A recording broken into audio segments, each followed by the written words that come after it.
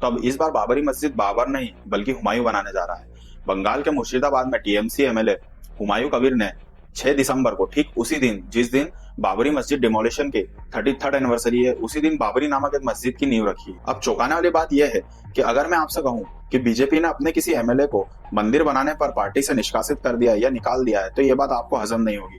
वैसे ही मुझे ये बात हजम नहीं हो रही कि टीएमसी जैसी मुस्लिम हितैषी पार्टी, जिसने जगन्नाथ यात्रा तक पर रोक लगा दी थी बंगाल में, उसने एक मस्जिद की नींव रखने पर अपने ही एमएलए को निष्कासित क्यों कर दिया। साथ ही हुमायूं कबीर ने पार्टी से निकलते से ही अपनी एक नई पार्टी बनाने की घोषणा भी कर दी। पीछे सीधा सीधा रीजन है 2026 के बंगाल इलेक्शन।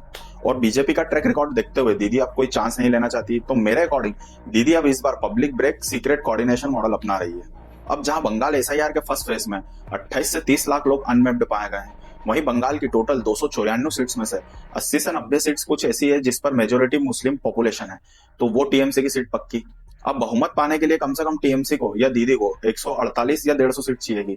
बची हुई 60 सीट कैप्चर करने के लिए दीदी को थोड़ा सा प्रो हिंदू होना पड़ेगा। तो अभी तक जो भी हिंदुओं पर अत्याचार हुए हैं वेस्ट बंगाल में, उसका भैया डैमेज कंट्रोल करने के लिए, तो भैया यहाँ पर यह है दीदी का खेला कि हो सकता है इनका प्लान ये हो कि मुस्लिम वोट्स जो है वो हुमायूं कबीर बटोर ले, और जो हिंदू वोट्स है वो थोड़ा 1-2 महीने प्रो हिंदू होकर कर टीएमसी का बाढ़ ले, और फिर चुनाव खत्म होते से ही दोनों पार्टी एक दूसरे को सपोर्ट करके अपनी बहुमत में गवर्नमेंट बना ले और बीजेपी को आउट कर दे। तो देखते हैं, अब ये तो आने वाला समय बताएगा कि दीदी इस मॉडल पर काम कर रही है या नहीं।